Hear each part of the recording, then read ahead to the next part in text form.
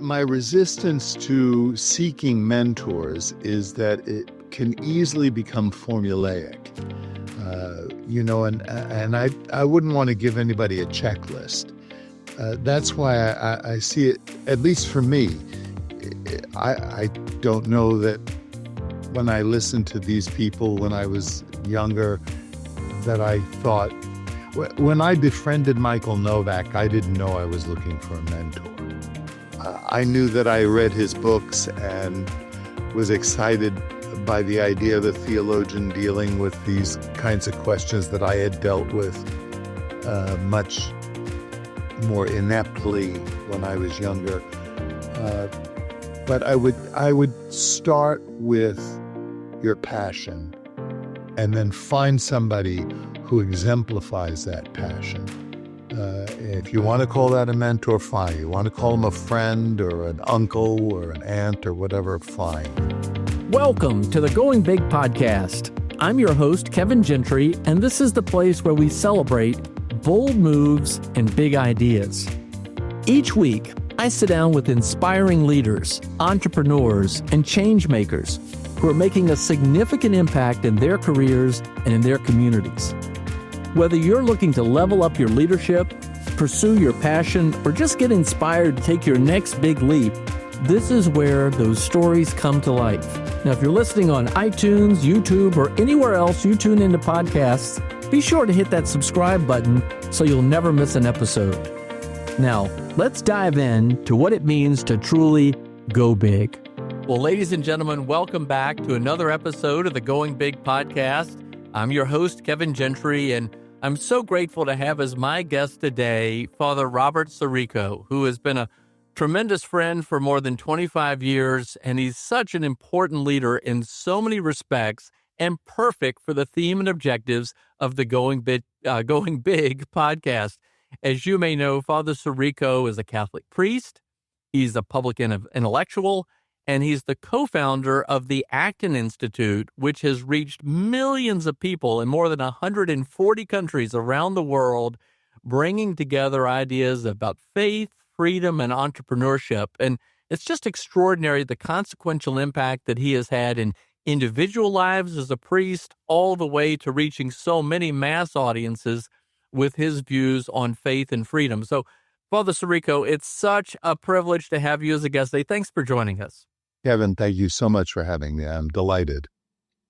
Well, it's always great to be with you, and I always learn so much, and you always inspire me a good bit too. So let's just start with the central core theme that you've taken in terms of the combination of faith and freedom. How do you see that sort of central premise as something that you wanted to devote so much of your life to? You know, it's really interesting. In one sense, it's terribly simple, and in another sense, it's rich and pregnant in its application. So the core idea is that in order for people to be virtuous, they have to be free. You have to be able to choose virtue. It doesn't just happen automatically or by mistake. And that if you coerce people, if you try to make them be good, they may have the pretense of it, the external pretense of it, but the radicality of virtue is absent because it's not chosen. So that would be one of the kind of core ideas that animated the founding of the Acton Institute. And then the other thing would be, now I say this from a Christian perspective, the incarnation of Christ, where the divine inhabits the human, where heaven comes to earth. Now, there are other ways of articulating that philosophy. You could say that simple piety or good intentions is not sufficient. You have to have the right ideas. So the word and the flesh are brought together, and that's another part of what we've done through the Acton Institute, helping religious leaders understand the necessity of human freedom in the economic realm. All right. Well, I want to, as always, I'd like to really get to know our guest more. I know a bit about you, but not that much. And I don't know that many of our listeners know all that much. I know that you've been based in Grand Rapids, Michigan and Western Michigan, both as a parish priest and at the Acton Institute for a long time. But I believe you grew up in Brooklyn, New York, a very different circumstance than Western Michigan. Give us a sense for what it was like growing up and when you decided you wanted to go into the priesthood. Well, Brooklyn is an unusual place. And the fact of the matter is, I didn't realize that it was so unusual because, when you grow up in an environment, you grow up in the most cosmopolitan city in the world, you just think everything else is like that. I remember not long after I was kind of in my late teens, I went to another large city. I think it was Seattle. And I said, oh, yeah, this is a nice little city. And that's your perspective. Brooklyn, in a lot of ways, certainly geographically, in terms of the urban experience, prepared me never to be intimidated by any other city in the world. And that's been the case whether it's Rome or Beijing or Seattle. But also, I've come to understand that Brooklyn is a unique place literarily and intellectually because some of the greatest writers in America have come out of New York and in particular out of Brooklyn. And I suppose that's the experience of such a variety of ethnicities that exist in Brooklyn. I myself grew up in a largely Jewish and Italian area, but we had our sprinkling of Puerto Ricans and Irish and African Americans who weren't African American at that time growing up. But that gives you a kind of experience of various cultures and accents and smells in the kitchen, as it were. So I think it was a good preparation for life. At least I see it so. Well, it's funny, this documentary has come out recently about Mel Brooks, and he talks about growing up in Brooklyn, and in his apartment where they lived, everybody was Jewish, and he talked about Brooklyn. He thought everybody was Jewish. Well, I thought I was Jewish for the longest time, except that I knew that our kitchen smelt differently. And you also pick up little dialects. It's kind of like this. I don't know, this Esperanto, this kind of Brooklyn. So I remember my father once talking, and I thought it was something he learned from Italian. So how's by you the family? And I thought this was something he picked up, from the Italian language that he spoke. But it's a very Jewish phrase, how's by you the family? But it That's just kind great. of all meshes together. And I certainly I can still keep a kosher kitchen, by the way. Wow. Well, speaking of growing up and things differently, I don't know how well known it's to people listening that your brother, Tony Sirico, the actor in television and movies, most famously Paulie Walnuts on The Sopranos.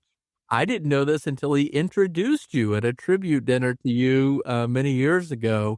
What was it like growing up with him? I mean, how can a Can you Catholic imagine? priest and he be in the same family? You may remember that introduction he gave. That was at the 20th anniversary of the Acton Institute. I think he captured it very well because he said his favorite movie was the movie with James Cagney and Pat O'Brien, Angels with Dirty Faces. Right. And where the Cagney character eventually will become a gangster, whereas the Pat O'Brien eventually becomes a priest. And in his mind, it epitomized our own growing up. And it really was different. I mean, culturally, we grew up in the same Italian-American working class family, but grew up very culturally different. He was out on the streets. He was 10 years my senior. He was out on the streets when I was born. At 10 years old, he was out there, and he was a tough kid. I mean, and he was always in trouble. But it was nice having a bully for a brother because Nobody bothered you. nobody, if they did, they heard about it. So I could tell stories about that.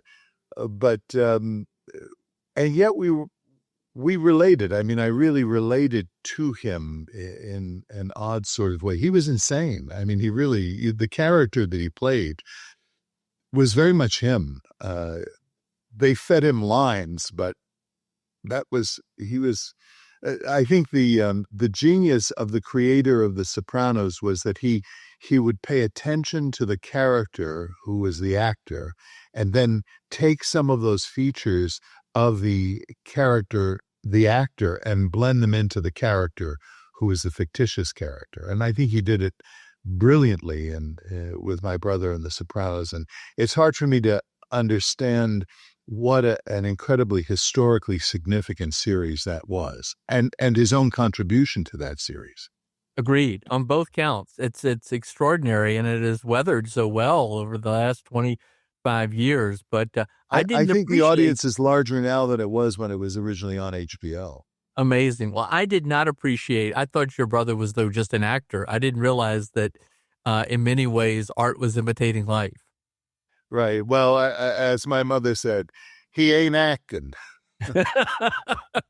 Well, okay. More about your growing up. My recollection is, I think this is correct, you were engaged in a lot of political activism and movements at a particular time of your later youth. What was going on then? That and was there a conversion? How did you become Absolutely. a Catholic priest? Oh, good Lord, yes. I mean, the story is so complicated. I'll be writing a memoir on it in due course. But well, we want to know this because it influences, in my judgment, how you think about taking risks and about standing up for your beliefs, and which are many of the hallmarks of your character. I guess it is, yeah. I mean, I grew up in, my father was Archie Bunker. We used to joke with him when that series came out. So, a kind of blend between The Honeymooners and Archie Bunker. That was our home life. And when I was growing up, a lot of the civil rights stuff was going on. And I remember my friends' families, their parents were very often Holocaust survivors. So the sense of what political injustice could mean in people's lives was very palpable to me. And having had no real intellectual training, I was an intellectual, but when you're a little too bright and too advanced in school, you become a troublemaker. And that's what I was. I wasn't the kind of troublemaker my brother was, but I was of a different sort, a sarcastic sort. And eventually, owing to my own dysfunctions and incomprehensible existence living in this home that was so visceral and working class, and I was more sensitive and intellectual, I eventually became involved with the political left in California. I had moved to California. This is my early 20s, and found myself on the forefront of a lot of the social change movements that were just beginning at that time. The feminist movement, the gay movement. I was involved with the last days of the anti-war movement. And my intellectual formation then was from friends of mine who were ranging from orthodox Trotskyists to New Left. And I adopted this stuff not because I had read my way into it, but because it was in the air, and it seemed so important that people be defended for their own dignity. And then after a few years of being involved in that, in California and Hollywood largely, I met a friend of a friend of mine, actually, who gave me some books to read.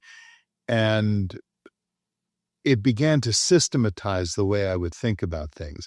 Prior to this, I was an activist. I would respond to things emotionally, viscerally. But But now I was thinking about things, and if I'm going to, if I asserted in the presence of this guy who became a kind of mentor to me, um, I would say, well, people have rights or there's justice. He would always say, well, what do you mean by that? What are rights? What do you mean by, how do you define justice? This kind of thing. And I began to read and then went to college. I hadn't been to college yet. So I'm in my 20s. And among the books I read were Hayek's The Road to Serfdom and tried to struggle through Socialism by Mises. That really woke me up because I realized I needed to do a whole lot of reading before I did deep reading. And that's what brought me to college. Rand, of course, it usually begins with Ayn Rand, as people said. And at this point in my life where I'm describing it right now, I had kind of abandoned my faith. Well, that was my next question, too. I've got so many follow-up questions already, but Sure, go ahead. I was wondering where you were in your faith journey when you're reading Ayn Rand, because, an aspect of her objectivism is, in my judgment, a focus ultimately on atheism. So where were you in that? Sure. Rand is an interesting figure. She's a downright evangelical atheist, if I may coin the phrase.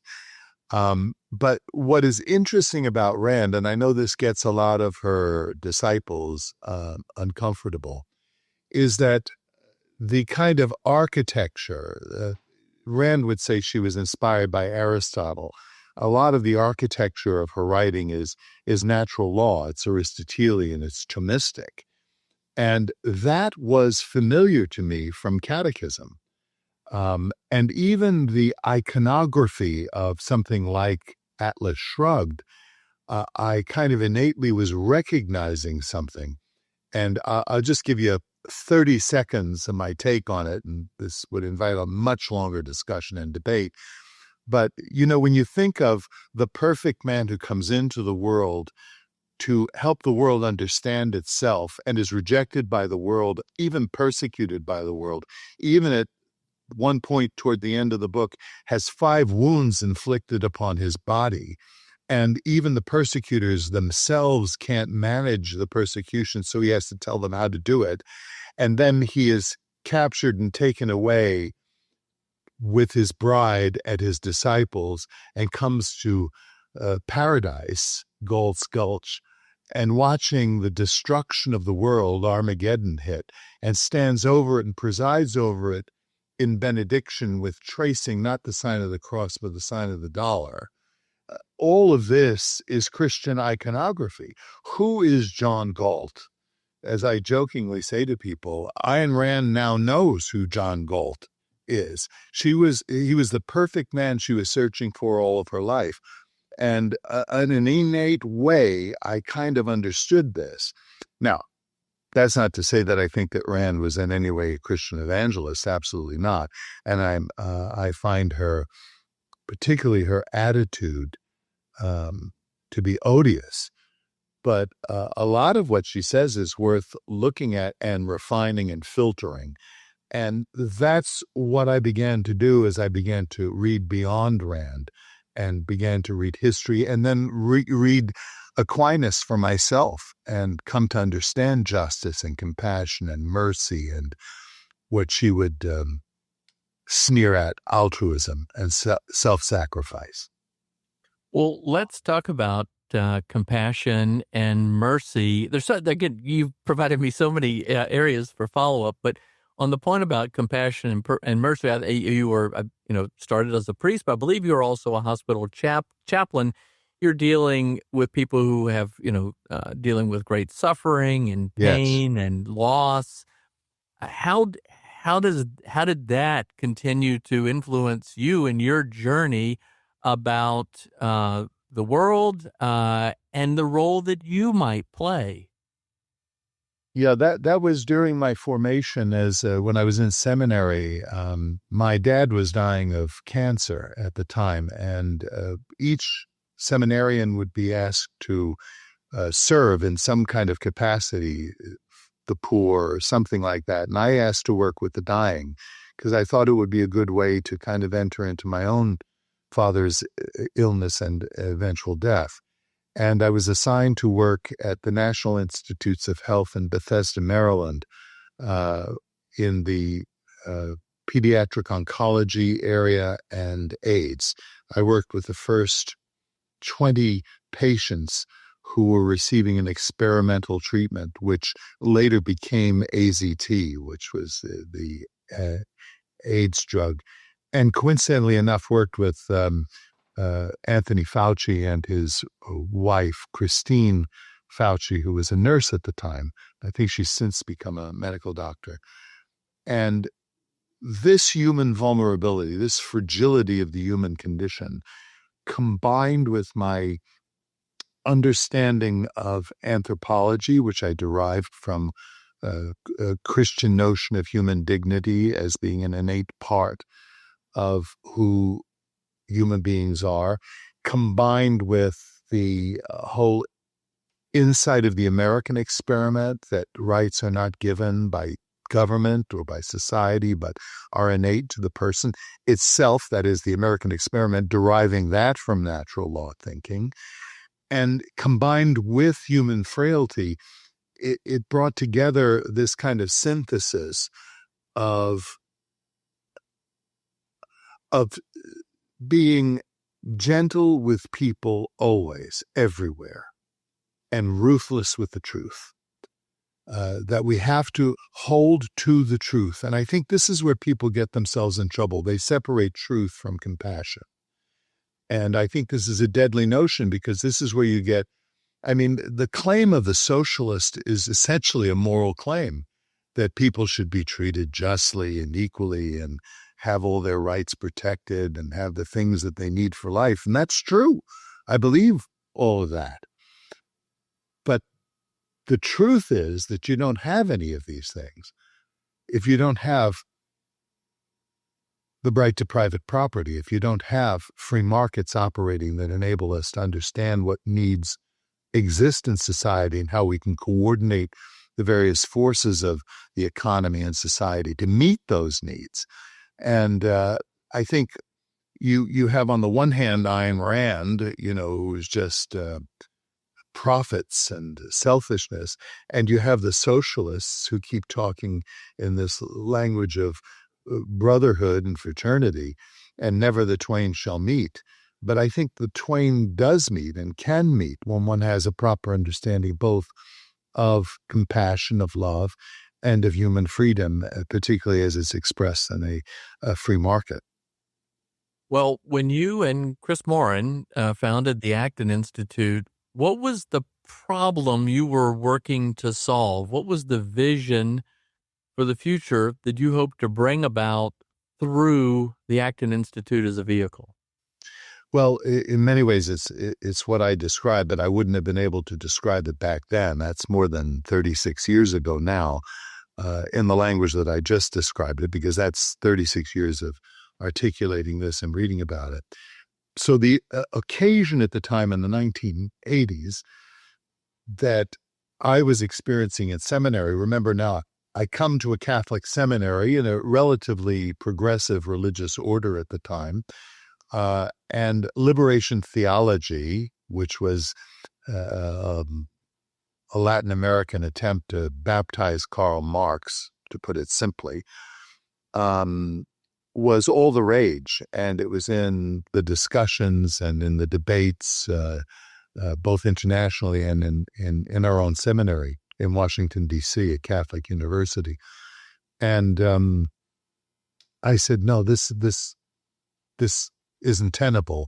And I began reading the corpus of the liberation theologians.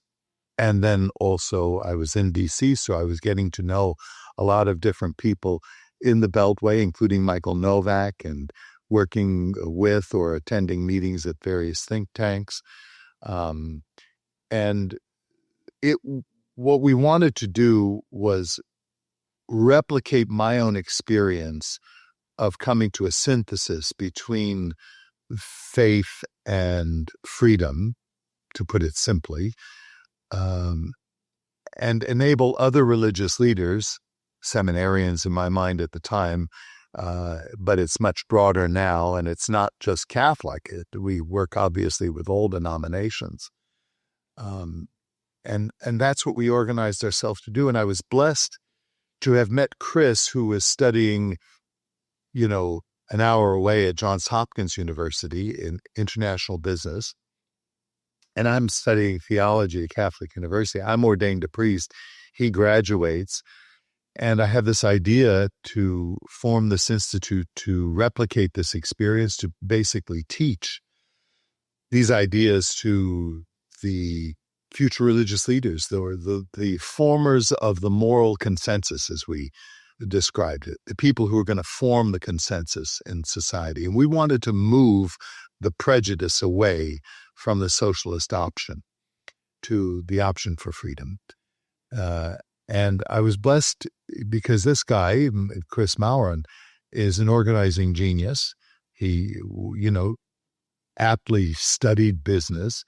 And this combination of friendship and shared vision eventually produced, once I was ordained, once he was out of university, the Acton Institute. Well, it's a great example, I think, of a very successful partnership. Our friend Charles Koch has said that the definition of partnership is shared values, shared principles, shared vision, and then complementary capabilities. Yeah. And you all clearly had complementary capabilities in line with the vision that you had. Well, division of labor. Division of labor by comparative advantage in economic terms, right? Well, so clearly, even going back to your youth, you've been willing you have a sense of justice, and you want to stand up, and you've taken risks. What were some of the sort of reputational or other risks at that time to do what you're doing? I mean, now looking back, it's like, oh, great, Acton's been wonderful, but it was sort of a radical thought at the time, the bringing that together, that moment in history. Well, it was in many respects because it's so easy to caricature a defense of the free market, because it sounds like you're defending greed, profit making. These are evil concepts to many seminarians. And it was a reputational risk. And without going into the gory details, I was called in many times by my religious superiors. And, when you are a Catholic seminarian, when you are a priest, you're a man under authority. And so you have an accountability and an obedience that you owe, and that I intended to remain faithful to. So there was a risk. I think it came to a head at some point when my superiors, this is now after I'm ordained, I had written an article on the minimum wage law, questioning its justice and its advantage to the poor. And one of my superiors called me in and said, you're dissenting from the church's teaching. And I said, I'm sorry. What is the church's official teaching on what the minimum wage should be? And he said, don't get snarky with me. And he said, you're causing us trouble because you represent not just yourself, but the church and our order.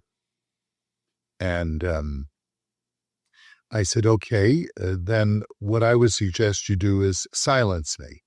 This is an act on the part of your religious superior to say, you will not write, or you will not write on this topic, or something along those lines.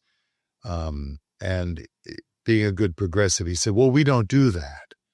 I said, so you're asking me to censor myself? And I said, I can't do that.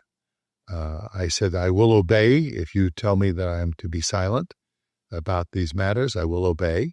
I said, but I will not pretend to believe something that I don't believe, and to not say something when I think there's a serious error. And that began a whole process of finding a different ecclesiastical legal apparatus under which I could operate. And so it was, I knew that I'd never be a bishop. I knew that I'd never, and by the way, as I look at it retrospectively now, I don't have the temperament to be a bishop, Well, I'm so glad that God chose the path for you that he did, because you had the consequential impact of your leadership is enormous. And I don't want to question the consequential impact of a bishop, but I think you've just reaching 140 countries in the manner that you do is just exceptional. But Kevin, I have to say, my fundamental vocation is to be a Catholic priest. That's what I'm called to be. And if I had to sacrifice everything else, I would have. And there's been examples of that in the history of the church. I feel very fortunate that I was able to maneuver in such a way as to maintain the integrity of my vocation and to do what you're describing. And I don't think I am the best person in the world to assess the success of what I've achieved through the Acton Institute, because I'm too close to it. It's kind of like my brother, he's still my brother, and yet he became this world-renowned actor. So I'm just a little too close to it. Well, all right. Well, we'll just take my word for it that it's exceptional. Okay. But let's Thank you. Let's move on to a related topic, because so oftentimes in these going big conversations, people talk about the influence of mentors.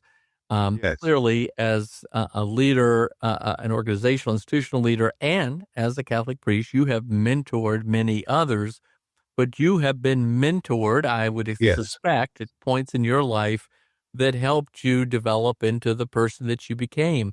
Could you tell us a little bit about how you see the importance of mentors, and maybe even a few tips on how we might think of being mentored, how we might look for mentors, how we consider the role of being the mentee? Yeah, those are all very important questions, and they're intricate. And I think the mentoring starts early on. I think, I enjoy preaching. I enjoy, as your viewers will know, I like to tell a story. I think I got that from my mom. My mom was a great storyteller, and I remember that.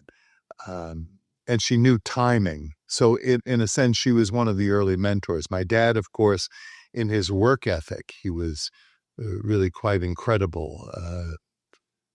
And then later in school, different television characters, different ideals or characters in books. But then when I was in seminary, I got to know Michael Novak, who was at the American Enterprise Institute at the time, and through him met a whole network of very interesting people in Washington, D.C., where I'd sit and watch raconteurs go at one another. I knew Bill Buckley, who was a great inspiration to me, both in terms of the intellectual impact, but the generosity of his spirit in creating a movement. That was his thing. Another name a lot of people wouldn't know, but I hold him in great esteem, was Leonard Liggio, who was a fascinating connector. He would walk around in this extraordinary ability to connect people. Wasn't he? He'd wear this brown polyester suit that I don't know he ever washed, but and people would come up to him and he'd begin, if you wanted to talk to him about the Vietnam War, he'd begin, well, if we're going to discuss that, we must begin with the Peloponnesian War. And then he'd go into this, and somebody else would come up and say, well, I have this research idea. And he'd reach into his pocket and he'd pull out some note. He said, well, this is a person you must contact at this university because he's doing something on this. And I think he will, and he'd give out connections and make connections for people. He was an incredibly generous man in this regard. Generous and humble, and so very kind. humble. Very humble. And he should be remembered and revered for generations. Um, I also, at that time, a theologian that I had in class was Father Avery Dulles, who later became Cardinal Avery Dulles. This is John Foster Dulles's son. And talk about a humble man. He was a kind of Ichabod Crane kind of thin character, bony person who had this very deep and voice and a corny laugh. And he would just spend, if he knew you were interested in something, he was world renowned. He didn't care about any of that. He cared about the ideas and the integrity of ideas and taking your opponent's ideas respectfully and seriously. I remember that. And other people who, you wouldn't know, but again, these are people who taught me how to think, how to reason, how to laugh, how to be convivial. I think, especially in this moment on the landscape, people are no longer convivial. They're absolutely either combative or they are transactional. And that's just not the culture that I was formed in. Well, you're very well positioned, I think, to help answer this question or these questions as follow-up. From all of those experiences, my goodness, Michael Novak, what a consequential figure himself. How would you advise people listening to look for, maybe seek out a mentor, and how to receive a mentor's wisdom? Well, I was going to mention something about that before. To seek out is to play off of your own interests. What are your natural inclinations? Where are you going? It's remarkable how many kids that you meet once they get through, the phase of thinking they're going to be a fireman or a astronaut or something, when they begin to settle in to studying and thinking, the germs of who they will be as an adult are very often right there at the time. Even if they choose a different profession, you'll find similar trajectories, similar constants in their trajectory. So I would say, first of all, good mentoring takes place from good meditation on who you are. That is, you could have a brilliant mentor who does nothing for you because you don't know what you need from that person. And it takes a certain amount of humility. You have to listen and be corrected. And then it takes a certain amount of backbone because at some point you may have to stand up to your mentor. And a good mentor, and not all mentors who benefit you are good mentors, some of them have their own inconsistencies and foibles. But a good mentor would be honored by being challenged by a mentee. So I think that all of this forms a call to honesty and inquiry, an open inquiry into the truth of things.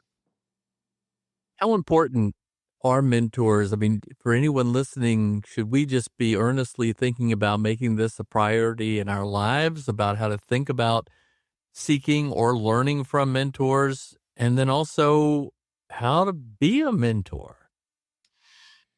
Well, my resistance to seeking mentors is that it can easily become formulaic. And I wouldn't want to give anybody a checklist. That's why I see it, at least for me, I don't know that when I listened to these people when I was younger, that I thought, when I befriended Michael Novak, I didn't know I was looking for a mentor. I knew that I read his books and was excited by the idea of a theologian dealing with these kinds of questions that I had dealt with much more ineptly when I was younger. But I would start with your passion and then find somebody who exemplifies that passion. If you want to call that a mentor, fine. You want to call him a friend or an uncle or an aunt or whatever, fine. And I think on the other side of it, to be a mentor, I don't think of myself as a mentor. I guess I am, objectively have been. But I don't go looking for mentees. I go looking for people who are interested in ideas and have potential and want to encourage them. That was what Leonard Liggio was so good at. He would find somebody and encourage them and put practical things in their path, whether it's grants or contacts or ideas or books. You yourself, if you're going to help other people, and I guess both as leader of a think tank kind of thing, but also as a priest, I want to be there to encourage people to become more than they are and to actualize their potential. So I think, and then it takes some humility on your part to let them exceed you. Sometimes just given the calendar, they don't. You don't get. Michael didn't get to see the full scope of what Dulles didn't get to see the full scope of what I've been able to do at Acton. So I think you have to have some humility in the process of it. Oh, Sirico, would you define humility for us? I mean, we could look it up. I think we all have our own sense, but I don't know whether it's an accurate sense. But I actually think that you are especially well positioned as someone who believes in the free market and is a faithful Catholic priest to have a particularly strong perspective on what is humility. If I have it, I got it from St. Thomas Aquinas. Humility, people think of humility as obsequiousness, as being a doormat. And that is not what humility is. Humility is the love of the truth above everything else. That's what humility is being. And so that means if you say to a good-looking person, you're good-looking, they're acknowledging that because they know the truth of it. But also, if a scientist, I remember the story of one scientist, I forget exactly who it was, but a scientist had this great theory and had written books about this. And then some punk kid comes into the classroom and demonstrates mathematically the falsity of the premise. And the scientist, after taking it under consideration, everything, came back and said, "You're absolutely right. And as a scientist, I have to be very grateful that everything I did contributed to the advancement of knowledge. Now we're closer to the truth that we know that this was not correct." And I think that's what humility is. Love the truth above everything. Certainly in the marketplace, that's what a good entrepreneur does. He or she reads the cues and then responds to the cues.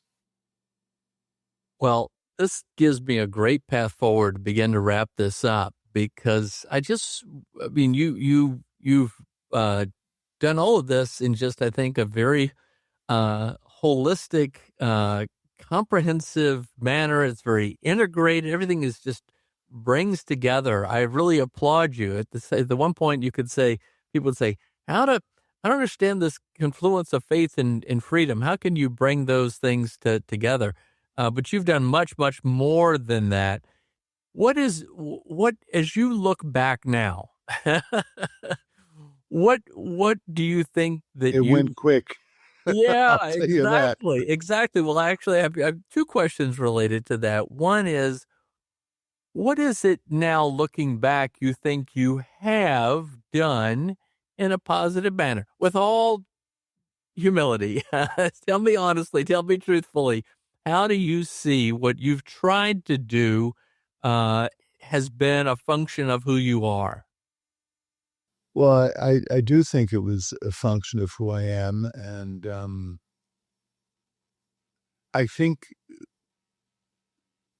it is that what we started with, this combination of experiences that I had, and much more detailed and frankly embarrassing than I've alluded to in this conversation, because it's a limited conversation.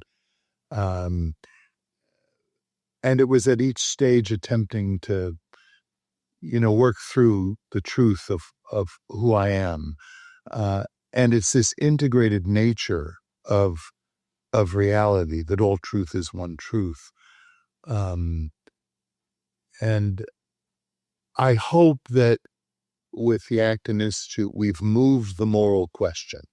It seems to me that we have. I'm concerned at this particular moment in history that there are forces trying to pull it apart again, because there's this constant, the word devil means the dissembler.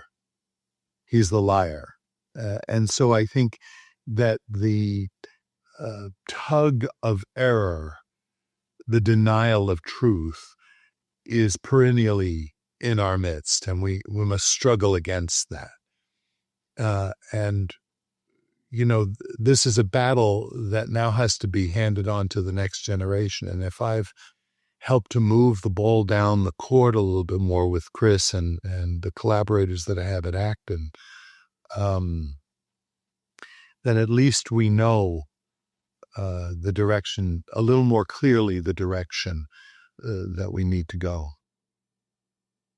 All right. Well, looking back now at a younger version of yourself, and say we don't have to go into all those details. People can. You've written about this, you've spoken about this, but looking back on a younger version of yourself, what would you have told that younger version of yourself to have done differently now, knowing what you know?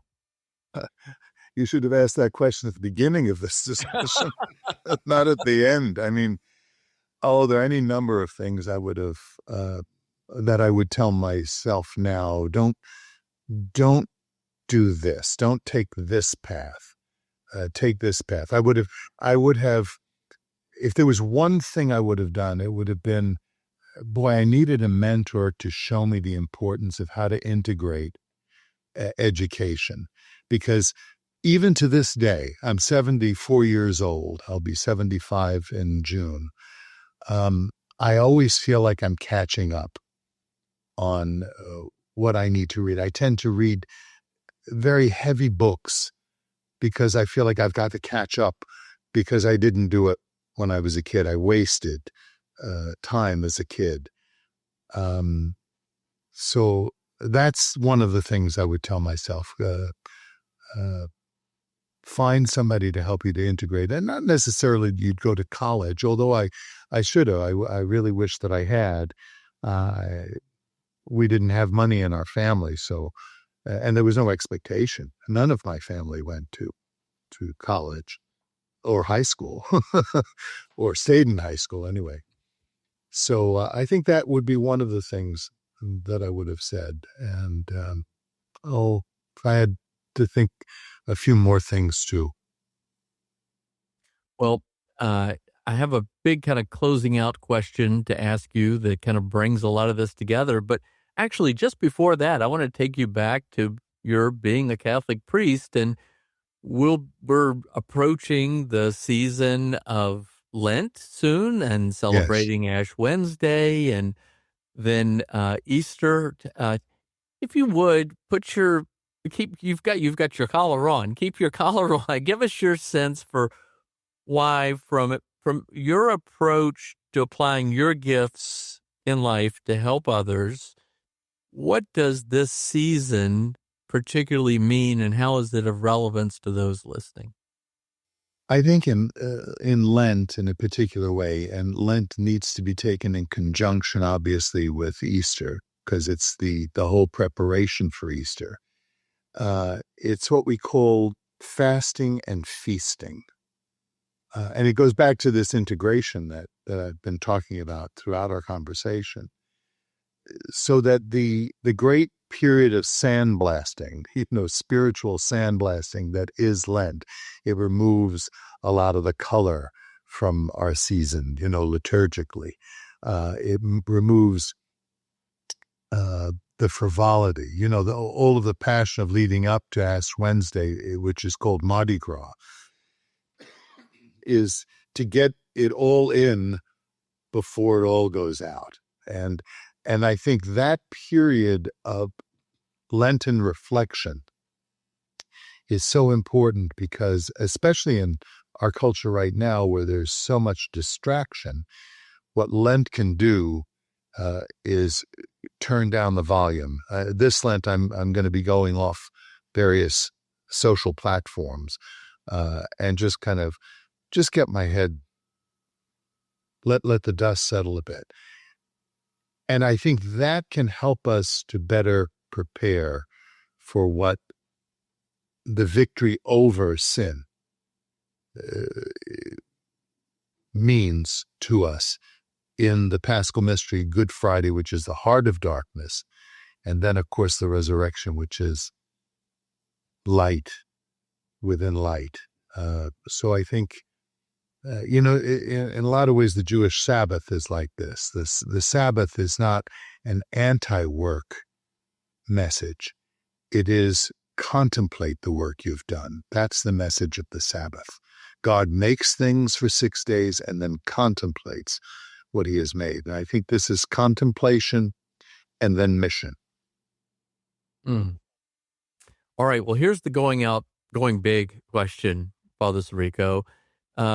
Folks listening, I'm sure, span the range of those who have known you for a while. They're big fans, big admirers, maybe many of those who have been beneficiaries of the Acton Institute's educational programs and media efforts, or maybe they've been mentored by you in some way or heard you speak at a conference. But there are also going to be people who are listening right now who are not very familiar with you and Acton and what you've done. So here's the challenge I put for you. What advice would you, Father Robert Sirico, what advice would you offer to us as we continue to try to find our gifts, how we can contribute most effectively based on all that you've done and seen? What words of wisdom would you give us, or words of encouragement to think about how we might go big in our lives? I think going big, this really kind of goes to the previous question you asked. I think to build something great, you have to have a solid foundation. And I think in the same way that Lent gives us this period of quiet, I think any life worth living needs to be a life that has a dimension of contemplation associated with it. Because the contemplation, the quiet, gives us perspective and enables us to see beyond the distractions.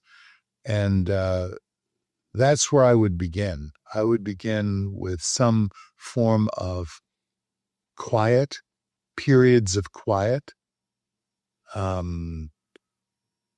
being able to tolerate boredom. That's one of the things I think kids need so desperately today. I'm always upset when I see a family at a dining room give a kid an iPad. They should be involved in the conversation somehow, as annoying as it can be. I understand that. So I think that's where you begin to build an authentic future. And then the other thing I would say is some kind of accountability. You have to trust someone or some group of people well enough to be able to confess to them your deepest flaws. I'm grateful that in the tradition of the Catholic Church, we have the sacrament of reconciliation, penance, confession. And it's there that I can really be ruthless with myself in order to really be authentically compassionate with myself. So I think some dimension of accountability in our lives is so important. Well, Father Sirico, what a pleasure, just as I expected it would be, to have you today in this conversation. If folks want to listen and learn more, they can certainly check out the Acton Institute. They can check out you and just your works, your books over time. Thank you. Thank you for everything you've done. Happy birthday coming up in June, a special birthday. Thank you. We'll look forward to having you on again in a few years to talk about the next thing that you're doing in your life to impact the lives of others. God willing. Thank you so much. And God bless Thank you, you. and your whole audience. Thank you. Thank you so much. Thanks for tuning in to the Going Big podcast. I hope today's conversation left you feeling energized and ready to tackle your biggest goals. Don't forget to subscribe and leave us a review on iTunes, YouTube, or wherever you listen to podcasts. It really helps spread the word, and it gets these inspiring stories out to more people.